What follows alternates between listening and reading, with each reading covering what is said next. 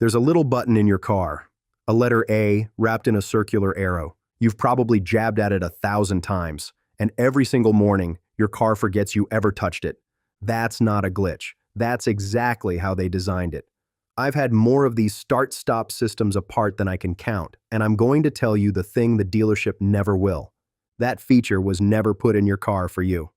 There is a way to shut it off for good, quietly, permanently, the way plenty of people in the business already do to their own cars. By the time we're done, you'll know exactly how it's done and which methods are safe to leave that way. So before you write off that flashing little A as one more thing to live with, give me the next few minutes, because once you understand what it's actually for, you won't look at it the same way again. You already know what it does. You roll up to a red light, lift your foot off the gas, and the whole engine just dies. The dash goes quiet. For a second, it feels like the car stalled on you. Then you ease off the brake, and it shudders back to life. In stop-and-go traffic, you'll feel that happen dozens of times on a single drive. Off, on, on. And this isn't some luxury car problem anymore. It started on the German cars years ago, then it crept into everything. Your Camry has it, the CR-V has it, the new Silverado and the Tahoe have it. Walk onto a dealer lot today, and you'll be hard-pressed to find a new vehicle without it. Nobody asked for this. You didn't walk into that showroom and say, "You know what I'd love? An engine that refuses to stay running."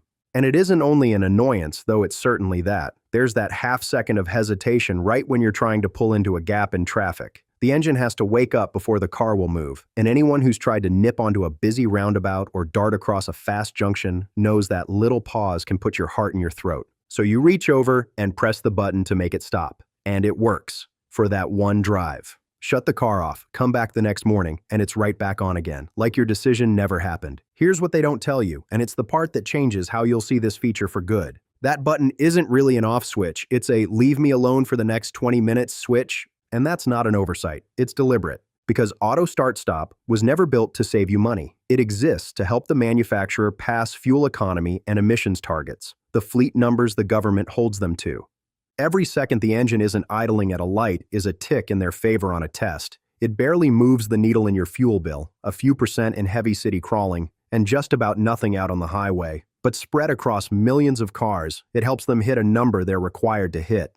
That's the whole reason it can't be switched off for good from the factory. If you could kill it permanently, their cars wouldn't certify the way they're sold. So, off has to be temporary, by design. And if you've ever asked the service desk how to turn it off for good, you already know how that conversation goes.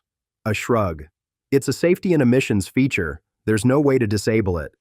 That isn't true. There's almost always a way. What's true is that they have no reason to hand it to you.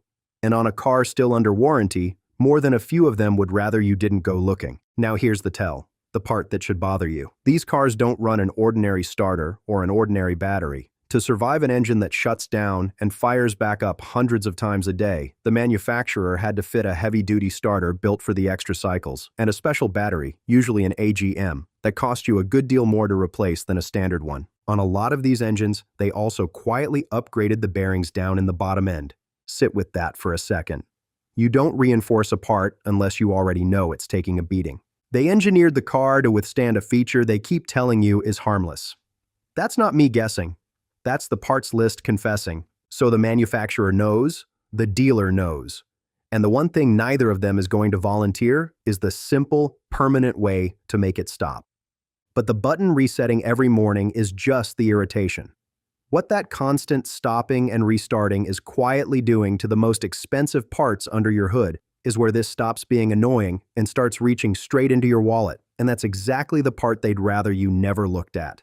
Let's go under the hood and follow what actually happens every time that engine cuts out and fires back up. Start with the starter. On a normal car, that motor might crank the engine a handful of times a day. Over the whole life of the car, maybe 30,000 starts, and that's exactly what a conventional starter is built for. Now put it in a start-stop car. Every light, every stop sign, every crawl through traffic is another start. You can burn through that entire lifetime of starts in a couple of years. The car maker knew that, so they fit a heavier-duty starter rated for far more cycles. But rated for it is not the same as immune to it. It still wears, and when one of these reinforced units finally gives up, you're not paying normal starter money to replace it. You're paying for the special one, plus the labor to dig it out. Then there's the battery. A start-stop system leans on it hard, because every restart pulls a heavy load and the car is constantly topping it back up. A standard flooded battery can't take that abuse, so these cars use an AGM, a sealed, deep cycling battery built for the punishment. Here's the part that stings.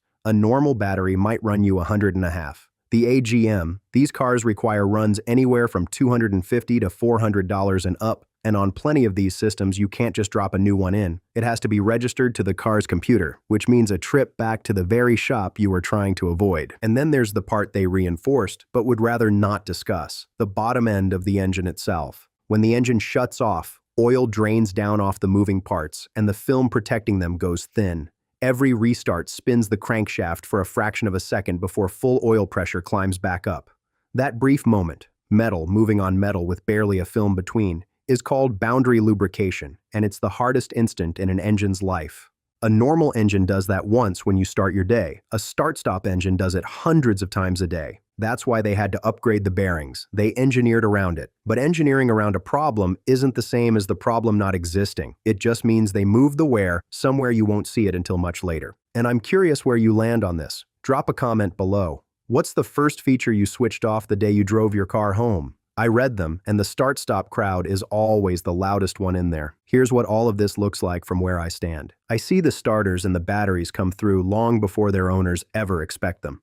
People who've driven for 50 years, who know a good battery is supposed to give you 6 or 7 solid years, and they're back at 3 or 4, puzzled, because nobody ever told them the start-stop system was quietly chewing through it the whole time. The battery didn't fail early. It was asked to do far more work than the batteries they grew up with. Picture 2 of the same truck, same model, same year, both sitting around 90,000 miles. One owner left the start-stop alone, the way it came off the lot. The other shut it off, really off, the week he bought it. The first truck is on its second AGM battery and a starter that's begun to drag on cold mornings. Put the two together with labor, and he's staring at a bill somewhere in the $400 to $700 range. The second truck? Original starter, first battery, no drama. Same truck, same miles. The only difference between them was a feature one man refused to let keep running.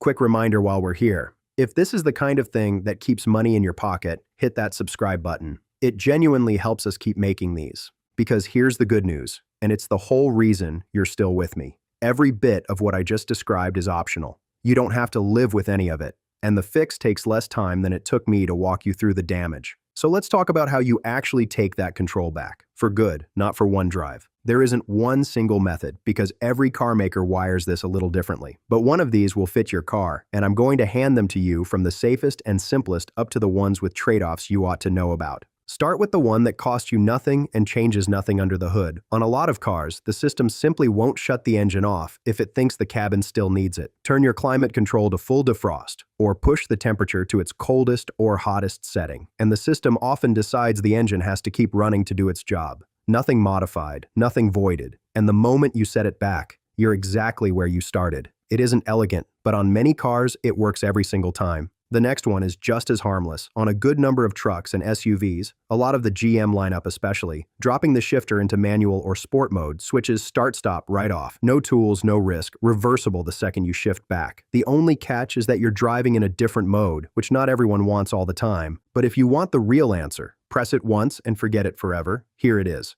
There are small plug-in devices built for exactly this that do one job.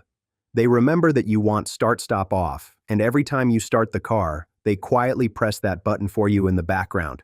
You get in, you drive, and the engine simply never cuts out again. No reaching for the A, no remembering. It just behaves the way the car should have behaved from the factory. They run anywhere from $50 to $90 one time, and most plug straight into the wiring behind the button in a few minutes. And here's the part I want you to sit with. They're completely reversible. Unplug it, and the car is exactly as it left the show. Think about what that tells you. A $50 gadget from a stranger on the internet can hand you a permanent off switch. But the company that built the whole car, that engineered the reinforced starter and the upgraded bearings, somehow couldn't. Of course they could, they just chose not to. Because a permanent off switch is the one thing that would let you opt out of the number they need to hit. You were never the customer for this feature. You were the one paying for it. Now, there are a couple of rougher ways floating around, and I'll give you the trade-offs. Some folks disconnect the little sensor on the hood latch because most systems won't run start-stop if they think the hood is open. It works, but now your dash thinks the hood is open, so you lose that warning, and on some cars, it quietly switches off a few other things you didn't intend.